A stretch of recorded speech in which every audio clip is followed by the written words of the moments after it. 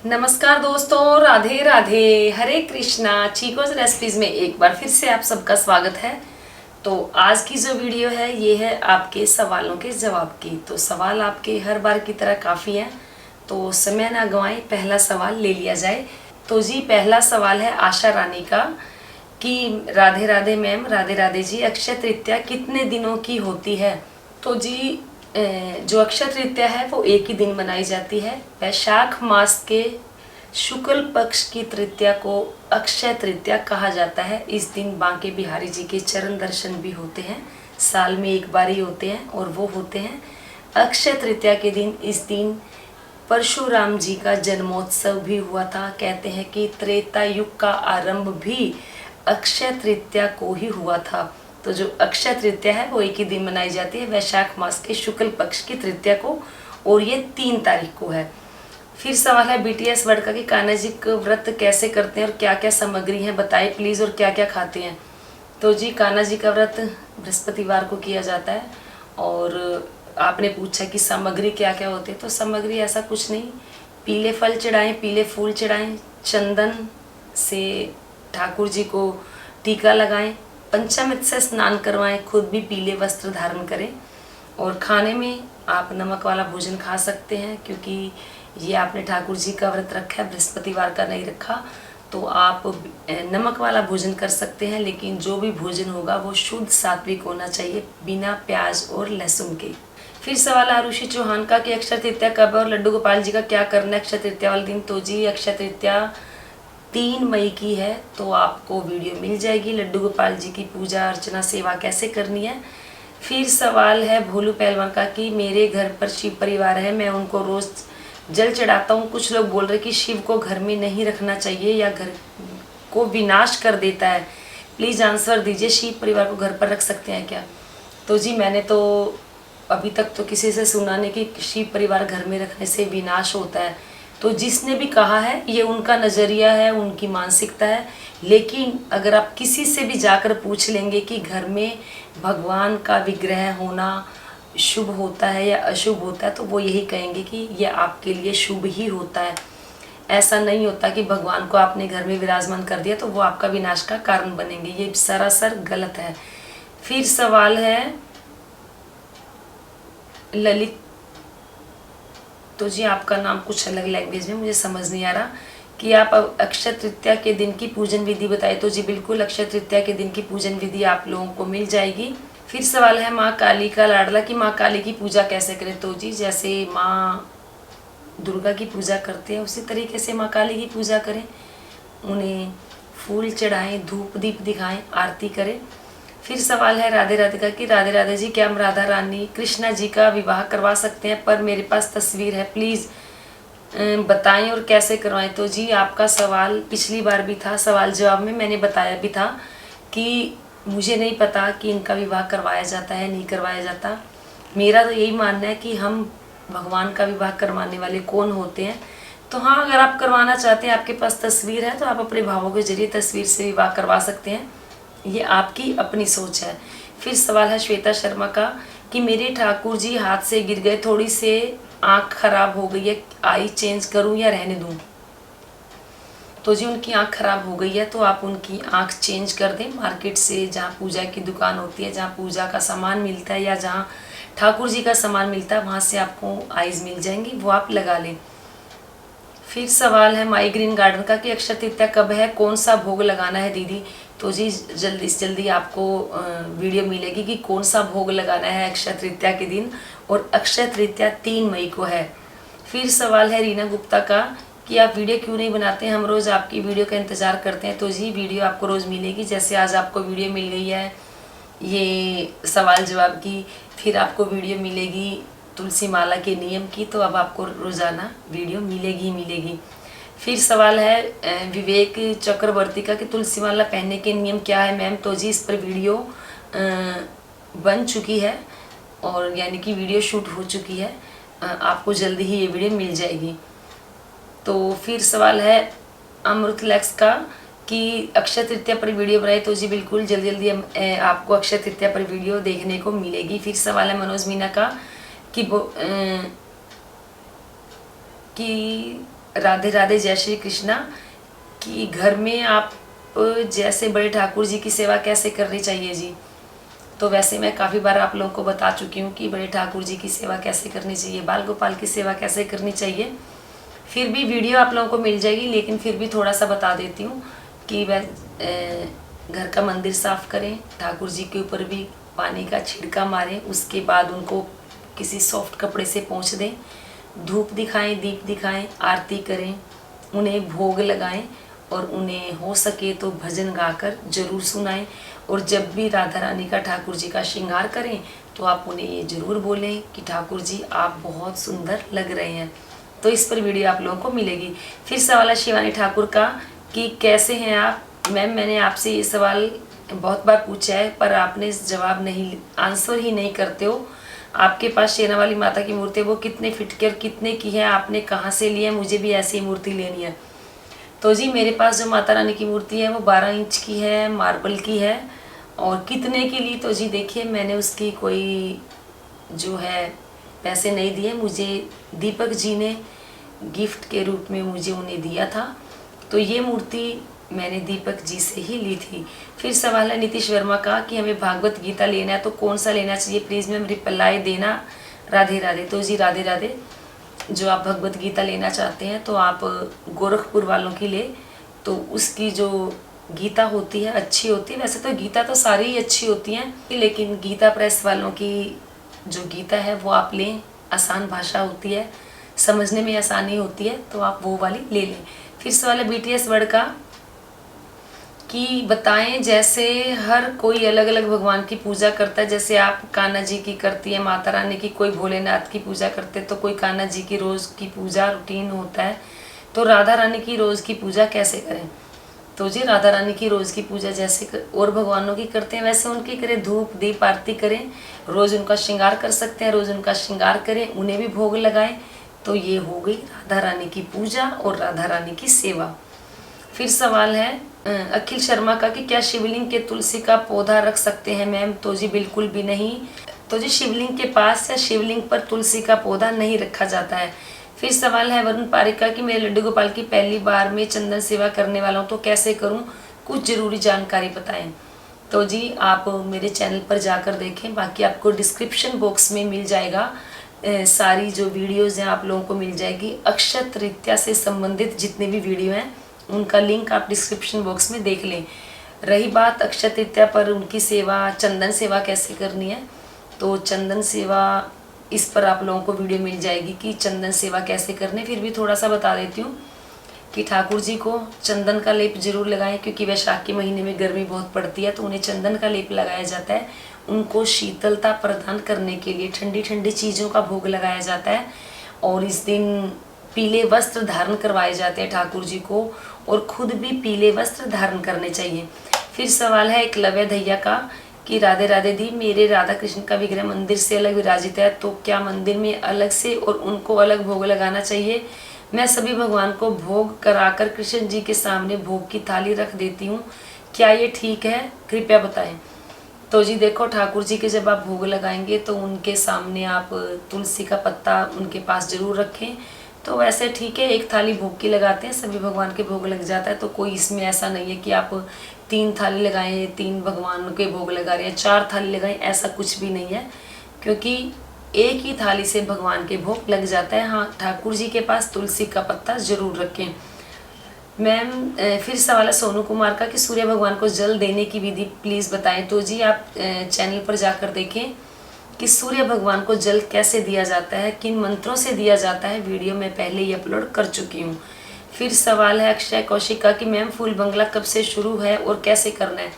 तो जी फूल बंगला ठाकुर जी की शुरू हो चुका है, क्योंकि जब गर्मियाँ शुरू हो जाती है तो फूल बंगला वहाँ लगा दिया जाता है ठाकुर जी के लिए। रोज़ फूल बंगले लगते हैं, तो फूल बंगला आप कभी भी लगा सकते हो। और कैसे करना है, तो जी आप फूल लाकर उनके फूल बंगला लगा सकते हो। ठाकुर जैसे मार्केट से फूलों की माला ले आए, आसपास फूल लगा दें, अगर वो नहीं तो ठाकुर जी के आसपास फूल बखेर दें, फूल छिड़क दें, इत्र लगाएं, तो समझो कि ठाकुर जी को शीतलता प्रदान हो गई है। फिर सवाल है अक्षय कौशिका की अक्षय तृतीया पर गोपाल जी को चंदन से कवर करके श्रृंगार करना है, तो वो कब तक लगा कर रखना है। तो जी पूरा दिन लगा कर रखे, शाम को उनको स्नान करवा के उनका जो चंदन का लेप है उतार दे। फिर सवाल है दिशा तनानिया का कि क्या हम 1 या 2 घंटे के लिए लड्डू गोपाल को और बाल राधा रानी को घर में छोड़कर बाहर जा सकते हैं? और दीदी हमें गीता का पाठ कब और कितने बजे करना चाहिए? क्या गीता को हाथ में लेकर पाठ कर सकते हैं? तो जी आप घर से बाहर जाते हैं तो राधा रानी और बाल गोपाल को 1-2 घंटे के लिए छोड़कर जा सकते हैं, तो उनसे बोल कर जाएं हम अभी जा रहे हैं। तो आते ही सबसे पहले आप अपने ठाकुर जी से ज़रूर मिलें, क्योंकि जब हम उन्हें घर पे छोड़ के जाते हैं तो उन्हें भी हमारे आने का इंतज़ार होता है। दूसरी बात कि गीता का पाठ कब करें, सुबह करें तो बहुत अच्छा है, नहीं तो पूरे दिन में जब भी आप खाली बैठे हैं गीता का पाठ कर लें और गीता को हाथ में लेकर पाठ कर सकते हैं। फिर सवाल है राहुल धीमान का कि मुझे आपसे ये पूछना कि अक्षय तृतीया वाले दिन लड्डू गोपाल जी को किस किस का भोग लगाएं। तो जी जल्दी ही वीडियो आप लोगों को मिल जाएगी कि अक्षय तृतीया वाले दिन किस किस चीज़ का भोग लगाएं। फिर सवाल है प्रियांशु का कि क्या तुलसी महारानी को पिंक कलर की चुन्नी उड़ा सकते हैं वैशाख के मंथ में? दिल्ली में आप कहाँ रहते? तो जी मैं दिल्ली में रहती हूँ। तो जी तुलसी महारानी को चुनरी सिर्फ कहते हैं कि कार्तिक मास में देवउठनी एकादशी के दिन जब उनका विवाह होता है तभी उड़ाई जाती है। वैसे उस दिन लाल चुनरी उड़ाई जाती है, लेकिन मेरे को काफ़ी लोगों ने बोला है कि तुलसी जी को हमेशा हरे रंग का दुपट्टा उड़ाना चाहिए। फिर सवाल है मौसमी का कि मूर्ति की प्राण प्रतिष्ठा कैसे करते हैं और क्या रूल्स फॉलो करने पड़ते हैं प्राण प्रतिष्ठा करवाने के बाद, और इंडिया में प्राण प्रतिष्ठा करवा के क्या मूर्ति फ़ौरन लेके जा सकते हैं? तो जी बिल्कुल प्राण प्रतिष्ठा यहाँ करवा के आप बाहर लेकर जा सकते हैं मूर्ति को, लेकिन अपने भावों के जरिए आप ठाकुर जी को बोल के कि ठाकुर जी हम आपको बाहर लेकर जा रहे हैं, तो आप सूक्ष्म रूप से हमारे साथ रहें। और रही बात उनकी कि क्या क्या रूल फॉलो करने पड़ते हैं, तो इस पर वीडियो काफ़ी बन चुकी है कि आपको प्राण प्रतिष्ठा 1 दिन की करनी है, 2 दिन की करनी है, 4 दिन की करनी है, 5 दिन की करनी है, या आपको एक ही दिन के अंदर जो सारा प्रोसेस है वो कर लेना है। प्राण प्रतिष्ठा कैसे की जाती है इस पर वीडियो मैं काफ़ी अपलोड कर चुकी है, आप चैनल पर जाकर देख लें, नहीं तो मैंने आपकी जो सवाल है उसका स्क्रीनशॉट ले लिया है, तो आपको वीडियो मिल जाएगी। क्योंकि अक्षय तृतीया पर भी आप अपने ठाकुर जी की बाल राधा रानी की प्राण प्रतिष्ठा कर सकते हैं। फिर सवाल है राधे श्याम का कि राधे राधे आंटी जी, एक हम्बल रिक्वेस्ट है आपसे, एक अच्छे इंसान की या भक्त की डेली रूटीन कैसी होनी चाहिए? प्लीज़ आइडिया दो। मैं ज़्यादा से ज़्यादा भक्ति करना चाहती हूँ पर इतना कुछ पता ही नहीं है, प्लीज़ हेल्प करें। तो जी आपके सवाल का भी मैंने स्क्रीनशॉट लिया, क्योंकि इस पर अगर मैं बोलने लगी, आपको बताने लगी, तो जो ये सवाल जवाब की वीडियो है काफ़ी बड़ी हो जाएगी। तो आपका सवाल का मैंने स्क्रीनशॉट लिया है, जल्दी ही आपको ये वीडियो मिलेगी। फिर सवाल है कुशल दी व्लॉगर का कि मैम आप व्लॉग कब बनाएंगे? तो जी जल्दी ही आप लोगों को हिमा शर्मा चैनल पर भी व्लॉग देखने को मिलेंगे। फिर सवाल है अभिषेक अवस्थी का कि गोपाल जी को लिविंग रूम में रख सकते हैं क्या? तो जी बिल्कुल गोपाल जी को वहाँ विराजमान कर सकते हैं। फिर सवाल है गोपाल जी और मेरे भाव का कि मैया मेरा सवाल ये है कि क्या हम लड्डू गोपाल जी को अमूल बटर खिला सकते हैं? तो जी जब आप खाते हो तो ठाकुर जी को अमूल बटर भी खिला सकते हो, ऐसा कुछ नहीं है कि उसमें आप नहीं खिला सकते हैं। तो वो भी बटर, फ़र्क इतना है कि उसके अंदर थोड़ा सा नमक डला होता है। और वैसे अगर घर का मक्खन निकाल कर भोग लगाया जाए तो ज़्यादा अच्छा रहेगा, लेकिन अगर हम खाते हैं ठाकुर जी को लगा भी दे तो कोई ऐसा नहीं है। फिर सवाल है पंकज सिंह का, आप अपने मंदिर को ब्लैक होने से कैसे बचाते हो? तो जी मैं अपने जो घर का मंदिर है उसकी मैं डेली सफाई करती हूँ, और बाकी पेंट का बहुत फ़र्क पड़ता है। जो मैंने डीको पेंट करवाया है, इसको अगर एक हल्का सा कपड़े से साफ़ कर दिया जाए तो उसका कालापन जो है वो दूर हो जाता है। फिर सवाल है विशाल भारती का कि हरे कृष्णा, माता रानी की पूजा में दूर्वा निषेध क्यों है? फिर सवाल है कि मैम काफ़ी लोग कहते हैं कि माता काली को घर पर नहीं रख सकते, ऐसा क्यों? वो भी तो माँ है, फिर उन्हें घर पर क्यों नहीं रख सकते? तो जी मुझे नहीं समझ में आता कि लोग ऐसा क्यों बोलते हैं। कुछ लोगों के घर में काली माता की मूर्ति होती है, ऐसा नहीं कि माँ तो माँ है, वो तो उनका स्वरूप है, ऐसा तो नहीं कि वो किसी के लिए अशुभ होती हैं, ऐसा कुछ भी नहीं होता। माँ कभी अपने बच्चों के लिए अशुभ नहीं होती है, ना बुरा करती हैं। तो आप अपने घर में काली माता की मूर्ति रख सकते हैं। रही बात कि माता रानी की पूजा में दूर्वा निषेध क्यों है, तो इसके बारे में मुझे अभी नहीं पता, जैसे मुझे पता चलेगा आप लोगों को मैं बता दूंगी। फिर सवाल है मुकेश शर्मा का कि क्या इस महीने में गोपाल जी को तुलसी के पत्तों पर शयन कराना चाहिए? तो जी नहीं, तुलसी के पत्तों पर शयन नहीं करवा सकते हैं, उनको तुलसी की माला पहना सकते हैं, उनके पास तुलसी रख सकते हैं। फिर सवाल है हार्दिक कपूर का कि कान्हा जी के पुराने कपड़ों का क्या करना चाहिए? तो जी मैं बार बार बता चुकी हूँ, कान्हा जी के पुराने कपड़ों का या तो आप किसी को दे दें, जो लोग जैसे कई बार बोल देते हैं कि हम पहना लेंगे, हम नहीं खरीद सकते, या तो आप उन्हें नए लेकर दे दें, नए के साथ साथ आप उन्हें अपने भी कपड़े दे दें ठाकुर जी के। और अगर ठाकुर जी के कपड़े कहीं से फट गए हैं, उधड़ गए हैं, तो अपने घर के आसपास किसी कच्ची जगह पर या घर में ही किसी गमले में उन कपड़ों को दबा दें। फिर सवाल है नैना सक्सेना का कि हमने घर के लिए मंदिर लेना है तो क्या अक्षय तृतीया वाले दिन ले सकते हैं, ले आए? तो जी बिल्कुल, अक्षय तृतीया का जो दिन होता है, इस दिन अनबुझ साया होता है, इस दिन आप गृह प्रवेश, कोई भी शुभ काम बिना किसी पंडित के पूछे कर सकते हो। फिर सवाल है ऋतु बमल का कि मैम अक्षय तृतीया पर दक्षिणावर्ती शंख कैसे स्थापित करें और डेली रूटीन में उनमें जल भर कर रखें, चावल रखें या ज्यों, प्लीज़ बताएं, मुझे दक्षिणावर्ती शंख स्थापित करना है। तो जी दक्षिणावर्ती शंख आप स्थापित कर सकते हैं अक्षय तृतीया के दिन। उनको पंचामृत से स्नान करवाएं, फिर साफ जल से स्नान करवा के धूप दीप दिखाएं उन्हें, उसके बाद आप उसके अंदर चावल भर कर रखें। तो कहते हैं कि हमारे घर में अन्न और धन की कभी कमी नहीं होती है। फिर सवाल है अनीता देवी का कि क्या हम 30 तारीख को पूजा कर सकते हैं, लेकिन उस दिन तो ग्रहण पड़ रहा है, प्लीज़ बताएं क्या ग्रहण में क्या करें क्या ना करें, प्लीज़ बात बताएं, माफ़ करना क्वेश्चन बहुत बड़ा हो गया। तो जी जो ग्रहण लग रहा है 30 तारीख को, उसका यहाँ कोई प्रभाव नहीं है, ना सूतक लगेगा और उसका इंडिया में कोई लेना देना नहीं है, तो वो ग्रहण हमारे यहाँ नहीं है। फिर सवाल है ज्योति यादव का कि लड्डू गोपाल जी को भोग लगाते हैं और उसमें तुलसी पत्ता रख दे, तो मंदिर में तो गणेश जी भी होते हैं, उनको भी तुलसी जी का भोग नहीं लगाते, तो लड्डू गोपाल जी के पास अलग से एक बर्तन में तुलसी पत्ता नहीं रख दें या खाने में ही रखना चाहिए?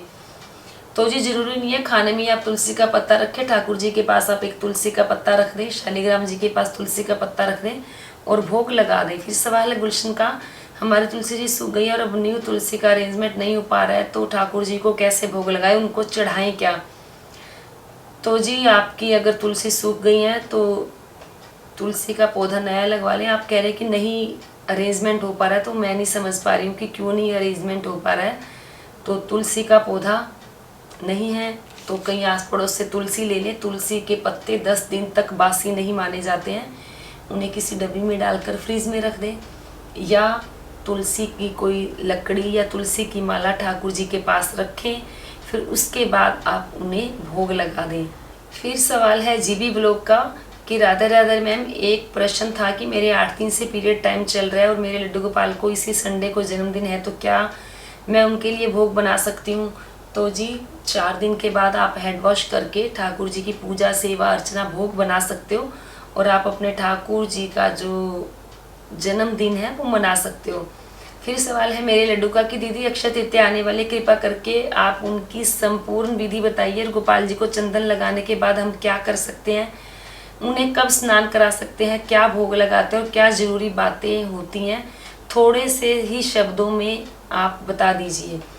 तो जी आप ठाकुर जी को सुबह उठेंगे जल्दी, उन्हें स्नान करवाएंगे, पंचामृत से स्नान करवाएं, उन्हें गंगा जल से स्नान करवाएं, वैसे पंचामृत में गंगा जल होता है, स्नान करवा दें। फिर उन्हें आप चंदन का लेप लगाएं, इत्र लगाएं, उनकी धूप दीप से आरती करें, पीले फल पीले फूल चढ़ाएं, उस दिन ठाकुर जी को सत्तू का भोग जरूर लगाएं। और अक्षय तृतीया के दिन मेरे मायके में तो जब हम छोटे थे तो खिचड़ी और आस पड़ोस में जब खिचड़ी और इमली का पन्ना बनाते थे तो उसका भोग जरूर लगाया जाता है। तो ठाकुर जी के लिए आप भी इमली का पन्ना और खिचड़ी का भोग लगाएं, तो वो खाने में बहुत स्वाद होता है, तो ठाकुर जी को भी बहुत अच्छा लगेगा, ठंडक भी लगेगी उन्हें। तो ठंडी ठंडी चीज़ों का ठाकुर जी के लिए भोग बनाएं और दान करें, ठंडी चीज़ों का दान करें, अन्न का दान करें, जल का दान करें, जप करें, तप करें, ध्यान करें। तो इन चीज़ों का बहुत महत्व है। तो अक्षय तृतीया के दिन फिर आपने बोला कि बाद में उन्हें कब स्नान करा सकते हैं, तो जी रात को उनके जो चंदन लगाए हैं रात को उनको स्नान करवा के उन्हें सुला दें। तो जी ये थे आप सभी के सवालों के जवाब। सभी के सवालों के जवाब देने की मैंने पूरी कोशिश की। अगर फिर भी आपके कोई सवाल रह जाते हैं तो आज की ही वीडियो में आप अपने सवाल पूछ लें। तो कोशिश करूंगी कल आपको एक छोटी सी वीडियो आपके सवालों के जवाब की मिल जाए जो अक्षय तृतीया से संबंधित हो। जो भी सवाल हो आप पूछ लें। तो बस आज की वीडियो को लाइक करें, शेयर करें, चैनल को सब्सक्राइब करना बिल्कुल ना भूलें। हमेशा की तरह अपने अच्छे अच्छे सुझाव देते रहें। आज के लिए इतना ही, फिर मिलते हैं। धन्यवाद। हरे कृष्णा।